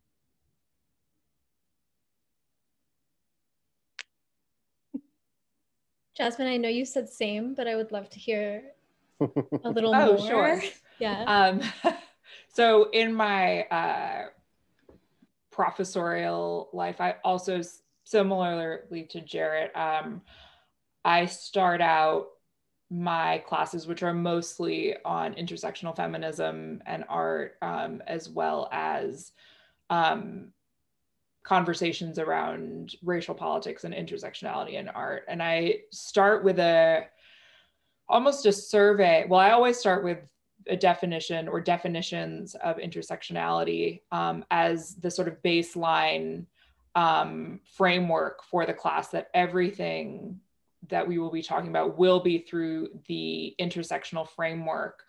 And then I always start my feminist class kind of with a survey of what feminism has been through in the American context, through sort of the narrow lens and framework that we may or may not learn about in school. And for people who are interested in feminism, it's often a very linear, chronological narrative that is very singular. And so I kind of explode that from the start and talk about simultaneous feminisms that are happening, and then simply jump off with looking in the context of canonical art history and starting with the feminist art movement with a capital F, 60s and 70s, and giving a survey of artists who are not just in the history books, but a survey of the people who you know and who you may not know. So everyone from, okay, let me think for a second. Going all the way through contemporary history, it's everyone from Lorna Simpson to Laurie Simmons to Chitra Ganesh to Rashad Newsom, David Antonio Cruz. I think, Jaret, you're in my lecture, and talking about how we think about feminism beyond our understanding of it as simply gender politics, but the idea that feminism at its base is really about equity, not equality, but equity for all, both because of and in spite of our intersectional identities. And that's the first or second class, is understanding that we are no longer thinking in we're no longer thinking in linear structures, but we are thinking in intersecting modes of narratives. And that is really how the class, every class thereafter unfolds, is through those examples of intersectionality. And I always have to preface the classes that I teach with understanding that even intersectional frameworks are problematic for the same reason that we talked about, the master's tools, is trying to adapt an ideology in terms that we understand. So in order to talk about intersectional identities, you have to talk about those identities kind of in segmented or vacuum spaces in order to then understand how they work together in both lateral and vertical layered structures. So yeah, that's kind of, I just kind of throw it all into this like massive mash that then hopefully my students understand that it's that kind of casserole that we then segment up and dish out. I really like that framework. The casserole. Yeah. The casserole framework. Yeah, it's really good. Well, I guess I love that. And I feel like the other side of that is like, how would you have wanted these lessons to come to you as a child? Like when you were a kid, how, and if it's too mucky, you don't have to, but that's something I think about a lot, is like, how would I want those things to have come to me if I could have done it 2.0? So I think I went to a school where I don't think I absorbed a lot of facts, but I learned how to think critically, which I think is the greatest thing one could ask from an education. But when I think in hindsight about the histories in particular that I learned, and if I had the ability to either do it all over again or pass it on to someone else, I would start from the ground up, from whenever children learn to read. And I think a lot of my friends who have children do this, but to start with diverse narratives and ways of learning and multicentricity in the ways we talk about all disciplines. Okay, maybe not math so much, because I don't know, math is math and I don't really engage with math, but particularly with humanities, not starting with one narrative or one philosophy, but even if you start with one, don't start with the one that is the expected canonical one. Start with a singular one and simultaneously introduce the fact that there are parallel systems and structures that happen. Because if you learn that from an early age, I think once you adapt that type of framework, it's very it becomes almost instinctual to move through the world that way rather than learning it later. It's like learning multiple languages as a child. You know, it becomes much easier to be multilingual if you're seamlessly integrating that into your upbringing from the beginning, rather than it is to kind of go back once our brains start to become calcified in some ways to learn them after the fact. So if you introduce it early, I used to have a pipe dream that I would open a freedom school, like a bell hook style freedom school, because I think it really starts at the very beginning. You know, everything you need to know, as the book says, everything I need to know I learned in kindergarten. So I really think that's where we have to start with creating multiplicity or plurality in curriculums. Yeah, I totally agree. I think that we need to really embrace complexity from the very beginning. And the mashup or the casserole, as you said, that the casserole model is actually a lot of food analogies. It's quite logical, right? There's been, you know, right now there's like 8 billion people on the planet, right? Like if a small percentage of them are going to write something down, and then another small percentage of those things that are written down will be available, you know, in 10 years, in 20 years, 50 years. So it's always a process of like sifting through the noise, right? So I think that's really useful to teach kids to think about how to sift through the noise. And there's just so much noise now. We live in a time when there is so much more noise on every single device coming from every different angle. So I think critical thinking is really, really fundamental. But Malvika, when you were talking about it, you know, like how would you like to be, you know, how would you like to have been taught? I think I was taught in some ways by example. You know, I was taught around the dinner table when like my aunt would start talking about how the representations in Indiana Jones were problematic. Or when my dad would complain about advertising and say that, oh, they're just trying to convince you to, you know, to buy this thing. That's why they're speaking in that way. And that's why they're doing that. Like, I feel like we have a lot of power just through our example. So, you know, to like be the change, really do that internal work, and you know, you can be, you know, that version of yourself that other people can see is possible. And when you say something in front of a kid, you know, they often absorb a lot. So if you're questioning and you're expressing complex intersectional thinking in front of a child, then they will absorb that, right? Like think about all your powerful aunties, or think about like all the powerful like uncles and like non-gender specific people in your life that just have influenced you through example. You know, so it's even before the classroom, before these like structures of knowledge, we have like family and friends and all of that as well, which is equally important.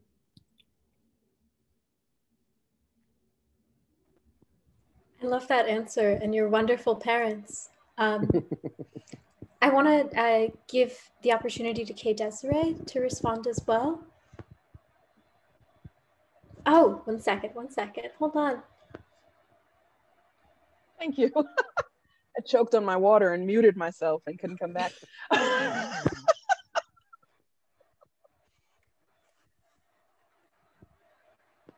I think, to piggyback off of what you said, yes, I think children are a sponge, and I think we're in a wonderful space and opportunity right now to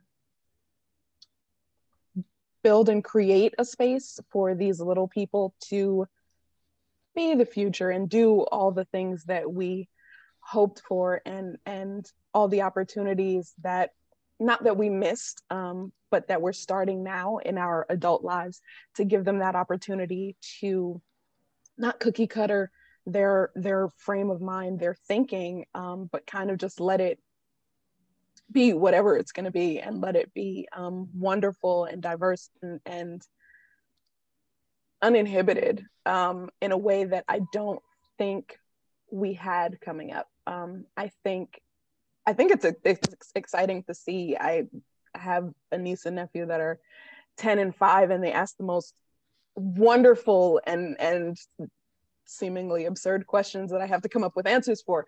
But it's exciting to see the way their mind works and the way they think about things in a ways that I don't think I was thinking about things at their age. It's something to see. There's many poems about it, and it's exciting. I love that. Well, thank you so much. And I feel like we've, so much ground has been covered. Well, actually at the Rail, so we have a tradition usually of ending our lunches with a poem. And if everyone feels all right with it, maybe we can turn to that now. In my mind, one of the silver linings of this pandemic has been that since physical distance is less of a barrier to us, we get to invite actual living poets into the space of our Zoom to share their work with us. And today, as I said earlier, we have the absolute pleasure of having this brilliant woman, Desiree Millwood, reading us not one, but 2 works. So yes. Yeah, the floor is yours, like ladies and gentlemen, give it up. Thank you. So I'm just going to read you a few haiku and one of the pieces, the longer poem about Stacey Abrams from the Brooklyn Rail. So first haiku: tell me I matter before the world reminds me I do not. Self-explanatory, I believe. This one I kind of wrote out, thinking of George Floyd and that video. It's not grammatically correct, so please just let it ride. Don't no mother want to know her baby begged for her with their last breath.